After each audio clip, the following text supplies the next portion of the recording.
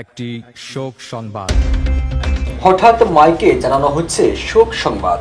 বলা হচ্ছে ওবায়দুল কাদের নামের একজন ব্যক্তি প্রতিবেশী দেশে মারা গেছেন। একই সময় টেলিভিশনে ভেসে উঠছে পার্শ্ববর্তী দেশে ওবায়ন্দ্রনাথ ঠাকুর নামে এক ব্যক্তি মারা গেছেন, যাকে নিয়ে সেখানে তৈরি হয়েছে অস্থিরতা। এবার পুরো বাংলাদেশ চোখ রাখছে টেলিভিশনে। পার্শ্ববর্তী দেশের অস্থিরতার জট খুলে আস্তে আস্তে সবকিছু স্পষ্ট হচ্ছে। একদল বলছে ওবায়ন্দ্রনাথ যাবে শ্মশানে, অন্য দল বলছে সে বাংলাদেশি, তার নাম ওবায়ন্দ্রনাথ নয়। এমন ঘটনায় আটকে গেছে ওবায়ন্দ্রনাথ ঠাকুরের শেষকৃত্য। কিন্তু পাশের দেশে লাফিয়ে ওঠা সাংবাদিক শুরু করেন অনুসন্ধান।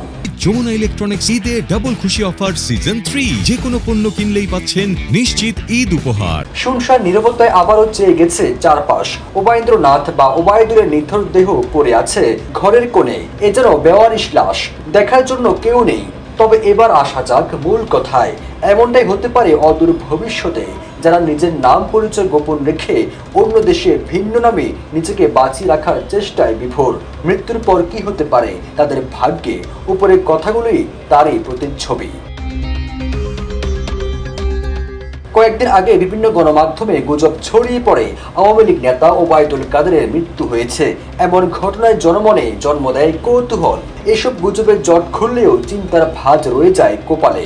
শেখ হাসিনা সহ ভারতে পালিয়ে থাকা আওয়ামী লীগ নেতারা যদি মারা যান, তাহলে তাদের কি হবে? কোথায় যাবে তাদের মরদেহ? কবর নাকি শ্মশান? নাকি ওবায়ন্দ্রনাথের মতো বেওয়ারিশ হয়ে পড়ে থাকবে ঘরের কোণে?